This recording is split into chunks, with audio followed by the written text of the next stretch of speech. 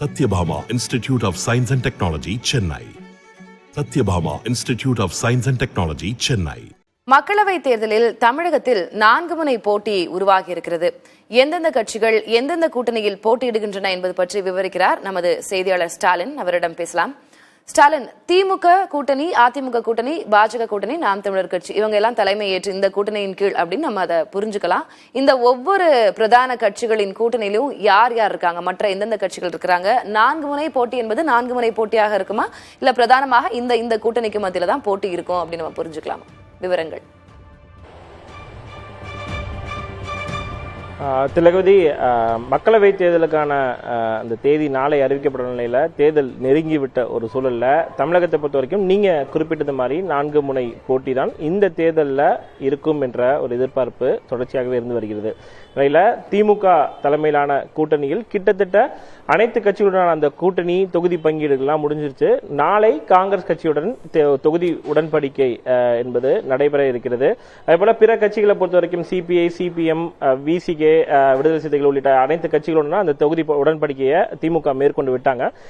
இன்னும் காங்கிரஸ் கட்சி அந்த 9 தொகுதிகள் எவை என்ற உடன்படிக்கை நாளை காலை கையெழுத்தாக இருக்கிறது. அதே போல மதிமுகவிற்கு எந்த தொகுதி ஒதுக்கப்படுகிறது என்ற அந்த தொகுதி உடன்படிக்கை அதுவும் நாளை கையெழுத்தாகும் என்ற ஒரு எதிர்பார்ப்பு இருக்கிறது. அந்த அடிப்படையில் மிக முக்கியமாக ஆளுங்கட்சியான திமுக தலைமையிலான கூட்டணியில் ஒரு மிகப்பெரிய கட்சிகள் அடங்கியிருக்கின்றன. காங்கிரஸ், மதிமுக, விடுதலை சிறுத்தைகள், இந்திய கம்யூனிஸ்ட், மார்க்சிஸ்ட் கம்யூனிஸ்ட், ஐயுஎம்எல் உள்ளிட்ட பல்வேறு கட்சிகள் இருக்கின்றன.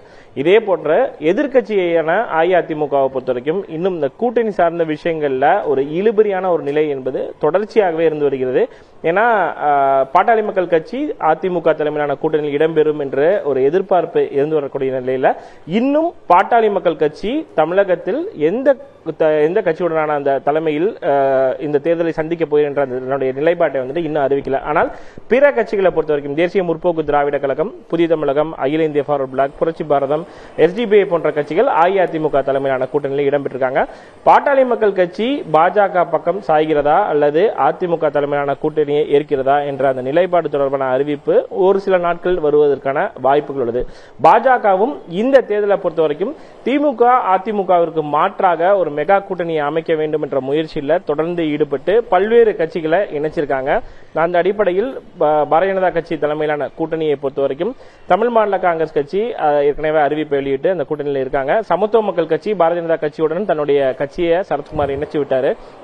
இதுபோல இந்திய ஜனநாயக கட்சி, புதிய நீதி கட்சி, தமிழக மக்கள் முன்னேற்ற கழகம் உள்ளிட்ட கட்சிகள் தங்களுடைய நிலைப்பாட்டை பாஜக தலைமையிலான கூட்டணியை ஏற்று அறிவித்து விட்டார்கள். அதே போல டிடி தினகரனுடைய அம்மா மக்கள் முன்னேற்ற கழகம், ஓபிஎஸ் அணி என பல்வேறு ஒரு கட்சிகள் அடங்கிய ஒரு மெகா கூட்டணியை அமைக்க பாரதிய ஜனதா கட்சி தொடர்ந்து முயன்று வருகிறது. பாரதிய ஜனதா கட்சியும் பாட்டாளி மக்கள் கட்சியுடனான ஒரு பேச்சுவார்த்தையை மறைமுகமாக திரைமறைவில் நடத்தி வருவதாக தொடர்ந்து செய்திகள் வந்தவண்ணம் இருக்கின்றன. ஆனால் தற்போது வரைக்கும் பாட்டாளி மக்கள் கட்சி எந்த கூட்டணியை ஏற்கப் போகின்ற அந்த அறிவிப்பு வெளியிடவில்லை. நாம் தமிழர் கட்சி அவர்கள் கட்சியை தொடங்கியது முதலே தனித்துதான் போட்டியிடுகிறார்கள். அந்த அடிப்படையில் நாம் தமிழர் கட்சி இந்த முறை மீண்டும் தனித்துதான் களமிறங்கிறது. அவர்களுக்கு தற்போது இருக்கக்கூடிய மிக முக்கியமான பிரச்சனை அந்த சின்ன விவகாரம் மட்டும்தான். அந்த கரும்பு விவசாய சின்னத்தை பெறுவதற்கு தொடர்ந்து நாம் தமிழர் கட்சியுடைய ஒருங்கிணைப்பாளர் சீமான் முயன்று வருகிறார். இந்த அடிப்படையில் 4 முனை போட்டி தமிழகத்தில் நிலவி வருகிறது. இந்த கூட்டணி சார்ந்த கணக்குகளை கிட்டத்தட்ட அரசியல் கட்சிகள் முடித்துவிட்ட நிலையில் நாளை தேர்தல் தேதி அறிவிப்பு வெளியாகக்கூடிய ஒரு சூழல்ல இந்த தொகுதி உடன்படிக்கை சார்ந்த விஷயங்கள்லாம் விரைவில் அடுத்த 2-3 நாட்களிலேயே ஒரு முழு வடிவம் பெறுவதற்கான வாய்ப்புகள் தான் தற்போது நிலையாக இருக்கிறது.